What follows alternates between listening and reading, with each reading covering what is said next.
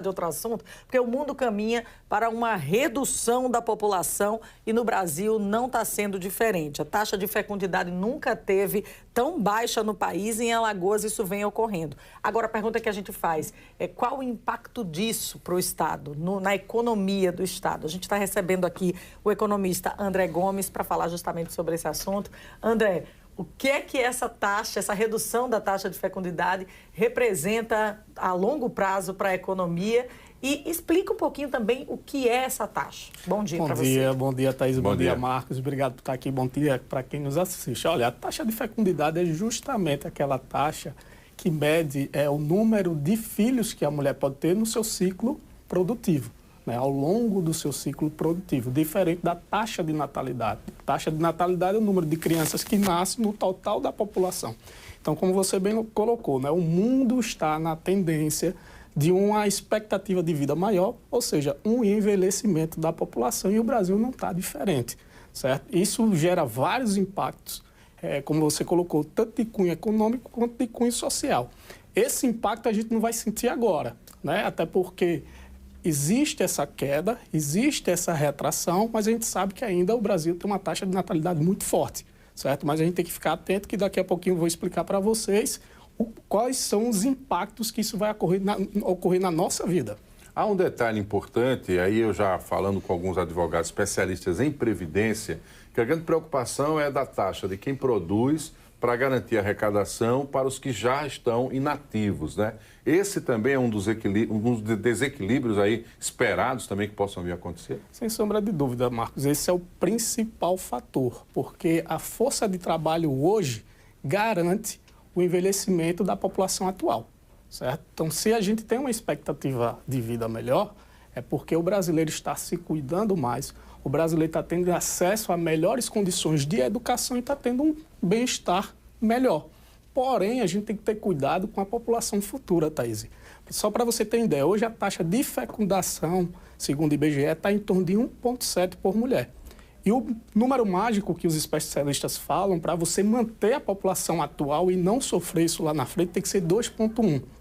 Então, a gente já está no sinal amarelo, né? A gente tem que ter cuidado do que possa vir a acontecer no futuro e, sem sombra de dúvidas, isso impacta bastante na Previdência Social. Se a gente olhar para gerações passadas, a gente vai ver, né, vai lembrar dos nossos avós que tiveram 6, 7, 10 filhos. A gente tem um mapa aí, um gráfico que mostra justamente essa evolução das décadas e das gerações. Em 1970, essa taxa de fecundidade aqui em Alagoas era de 7,6. Em 2010, ela já baixou para pouco mais de 3, ou seja, já em 2010, as mulheres tinham até uma média de 3 filhos ali. Qual é o ideal, André? Qual é a média de filhos ideal para que a gente possa garantir no futuro esse equilíbrio econômico? Olha, como eu lhe disse, o número mágico, né, foi bom esse histórico que você está mostrando, né, a evolução de 1970 para cá. O número mágico, os especialistas falam, é 2,1, ou seja, 2 filhos. Para a gente manter a população atual e manter o bem-estar da população, né? Até porque o princípio básico da economia é você gerir recursos escassos e manter o bem-estar social de uma nação, de uma população, de uma comunidade. Então, se a gente está reduzindo o número da população, a gente vai impactar no bem-estar social dessa população futura. Então, o número mágico, Thaís, é 2,1. Então, a gente tem que ficar preocupado, né? A gente tem que ver, tem que ter políticas públicas que alertem isso à população para que a gente mantenha um número de habitantes suficiente para garantir esse bem-estar. Você vê, né? O planejamento de futuro é algo realmente muito interessante, né? Porque você tem que olhar para frente compreendendo a realidade. Em 1970, as pessoas só tinham rádio e TV, e nem todas tinham. Então, por isso que elas namoravam mais, né? De lá para cá, o número de TV aumentou, surgiram novas telas, o celular... Foi daí que surgiu a expressão, compre uma TV. Pois é. Então, agora estamos sentindo aí esse impacto da modernidade que pode afetar de forma decisiva o futuro da economia. Isso é impressionante. O que é que pode ser discutido como alternativa? Como é que um governo pode tentar, obviamente, abrir um diálogo com a população sobre isso sem necessariamente interferir na vida privada da pessoa? Olha, a gente tem que observar o que acontece no mundo como um todo. Se você observar, os países desenvolvidos já têm uma taxa de envelhecimento muito forte. Inclusive, alguns países desenvolvidos No caso, a China agora, por exemplo, antes a China, na década de 80, freava o crescimento da população. Hoje não, hoje ela estimula o crescimento da população para manter o bem-estar da sociedade. Então, você pode estimular, tem países desenvolvidos, Marcos, que ele estimula a entrada de estrangeiros casados. Ele estimula a entrada de estrangeiros casados com filhos. E qual é a vantagem disso? Ele dá um desconto no aluguel, um desconto no imposto, um acesso à educação para o filho do casal, enfim. Então, são políticas que devem ser adotadas de maneira branda, porque a gente também não tem que desenfrear, aliás, não tem que estimular a população a ter mais filhos, que a gente sabe que também pode ser um tiro no pé. A gente sabe que, historicamente, o Brasil, historicamente, o Nordeste, e a gente aqui em Alagoas sabe que a taxa de natalidade é muito forte, em países subdesenvolvidos, principalmente na nossa região, que é muito pobre. Mas hoje a gente está acontecendo o inverso. Certo? A gente tem uma taxa de natalidade que está sendo freada. Só para vocês terem uma ideia, a taxa de natalidade hoje no Brasil caiu 3,5%. O Nordeste foi a região que mais freou a taxa de natalidade 6,7%. E éramos a região com a maior taxa de natalidade. E tem uma dicotomia aí. Se você analisar essa pesquisa do IBGE, o número de casamentos aumentaram. Ou seja, os casais estão optando, né? Por não ter filhos ou ter apenas um filho. Ou ter um pet, né? Que tá, o pet está chamando pet de filho, tá?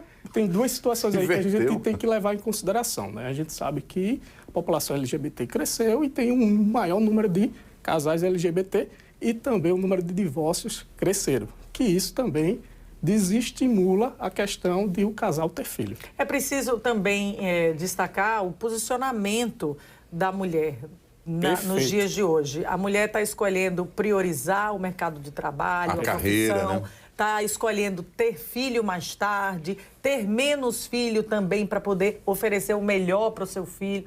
Então, tudo isso conta. Sem dúvida. A gente viu o gráfico aqui em 1970, a gente sabe que culturalmente, infelizmente, era a cultura da época, né? A mulher, né? Até a própria mãe, os avós estimularam o quê? Qual era o sonho da mulher? Casar e ter filhos. Realmente não se faz mais mulheres como antigamente, né? Então, hoje a gente sabe que a mulher tem um papel social muito importante na população, mas não como antigamente. Hoje a gente tem várias mulheres líderes em empresas, líderes no cenário político, e o sonho da mulher está mais na realização pessoal de uma carreira brilhante, que está completamente certo. Isso também faz com que ela tenha um número menor de filhos. Certo? Então, isso que você está falando também é um impacto muito forte nessa taxa de fecundidade. Pois é, nem tanto nem tão pouco, né? Precisa chegar a uma média aí para que, obviamente, essa sobrevivência do planeta e da economia, já que o reflexo é na economia, venha a se chegar em um bom termo. Até mesmo as empresas, talvez, incentivando a carreira e o desenvolvimento das mulheres, mas também lhes garantindo a possibilidade de serem mães, né? Sem afetar também a própria produtividade, né? Colocar ali condições para que as mulheres possam dedicar seu tempo ou priorizar, talvez, a maternidade em algum momento da sua vida. Agora, eu queria trazer um outro cenário, que é o cenário em que, quanto menos crianças nascem ali por família, mais essa população lá no futuro vai envelhecer e vai depender da previdência privada, como a gente já colocou aqui também esse assunto. Essa projeção para impacto na previdência privada é para quando? Olha, a gente tem como calcular isso? Temos. Como eu te falei, o alerta é hoje. Esse impacto é aproximadamente em 2060.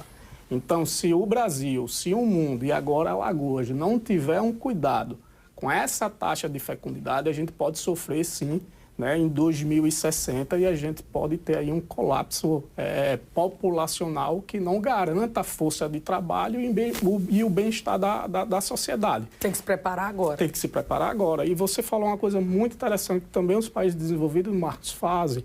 Aumenta a licença paternidade, aumenta a licença maternidade, dá condições no próprio trabalho para que a mulher possa amamentar o seu filho, possa estar com o seu filho. Então, são soluções práticas, objetivas e simples, que não incorrem nenhum tipo de despesa para o governo, que pode ser adotada como política pública para a gente manter uma população que dê para garantir o nosso bem-estar. Pois é, eu vou estar com 90 anos e dizer, eu avisei, né? Tá vendo aí, Thaís? Vamos viver até 100 anos. Impressionante, né? Valeu.